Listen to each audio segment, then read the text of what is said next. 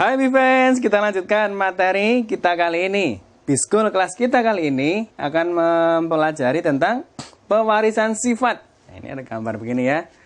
Ini ibaratnya orang tua kalian gitu ya. Nah, salah satu dari keempat anak ini kalian begitu ya. Nah, berarti yang begini ini yang warnanya sama, kira-kira apa ya artinya? Kalau yang beda gini gimana juga artinya? Nah, untuk tahu seperti apa, yuk kita lihat lebih jauh. Ada kuis dulu nih yang menarik. Kromosom apakah yang menentukan jenis kelamin laki-laki? Nah, karena yang laki-laki mana nih kromosomnya? Wah, boro-boro tahu jenis kromosomnya. Kromosom aja belum tahu, Pak. Nah, untuk tahu, yuk kita pelajari dulu. Materinya adalah mendeskripsikan konsep pewarisan sifat pada makhluk hidup. Harapannya kalian mampu menjelaskan istilah-istilah genetika, mampu menjelaskan hukum Mendel 1 dan 2, mampu menjelaskan pewarisan sifat pada manusia, serta mampu menjelaskan kelainan sifat yang diwariskan.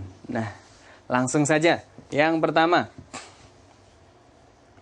Nah, teori penurunan sifat pertama kali dipopulerkan oleh yang namanya Gregor Mendel tahun 1865.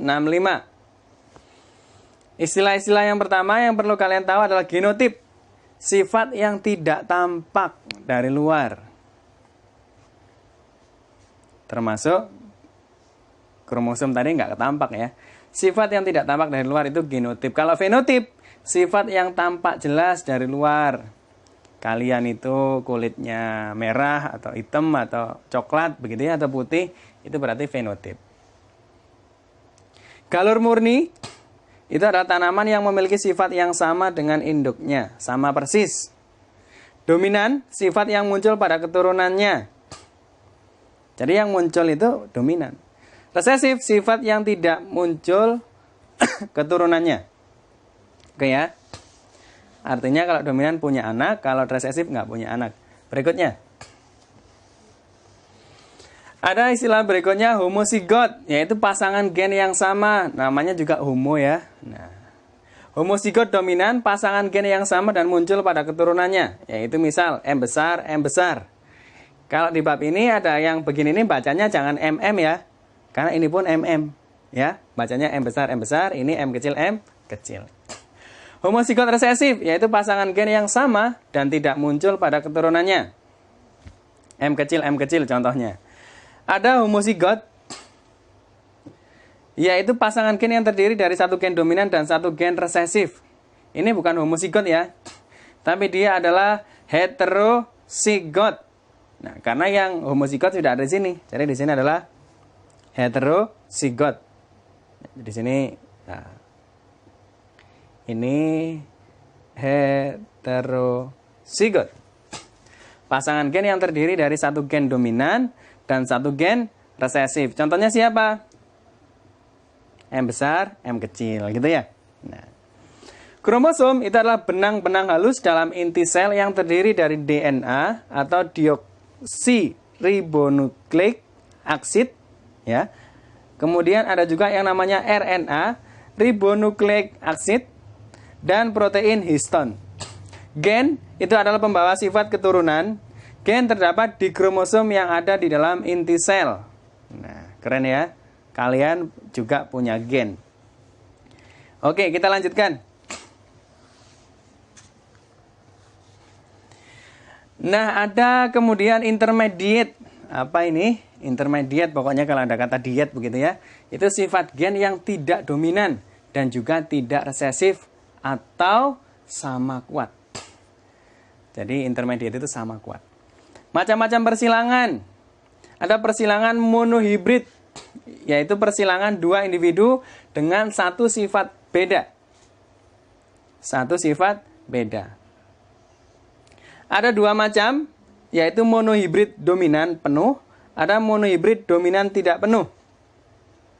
Ya. Monohibrid dominan penuh sama monohibrid dominan tidak penuh. Oke.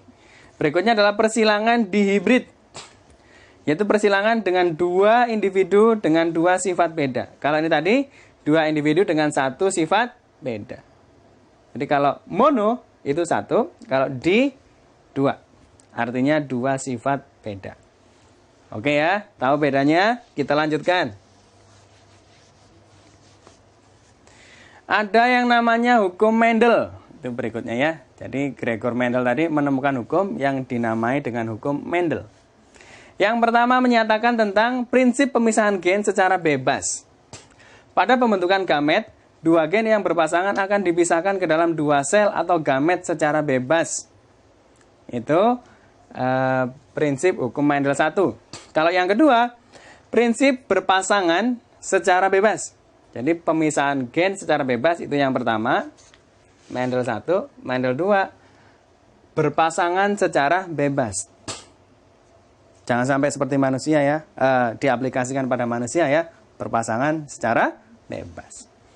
Pada pembentukan gamet, gen-gen yang memisahkan diri dari suatu pasangan akan secara bebas berkelompok dengan gen-gen lain yang berasal dari pasangan lain. Oke, seperti apa lebih jelasnya kita lihat. Nah ini, kemudian pewarisan sifat pada manusia. Ini juga masih bukan lagi hukum Mendel ya, tapi dia diinspirasi oleh hukum Mendel. Nah, pewarisan sifat pada manusia terjadi melalui gen yang ada di dalam kromosom. Jadi melalui gen yang ada di dalam kromosom. Kromosom terdiri dari dua jenis, yaitu kromosom autosom sama kromosom gonosom atau kromosom seks. Sifat yang diwariskan induk pada anaknya dapat melalui kromosom autosom ataupun gonosom. Kromosom yang menentukan jenis kelamin perempuan diberi kode huruf XX. Itu perempuan.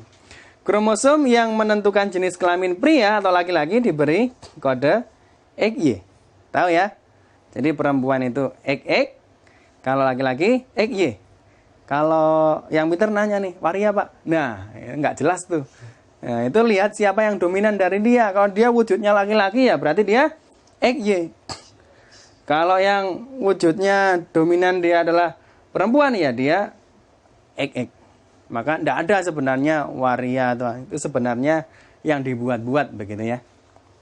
Oke, berikutnya.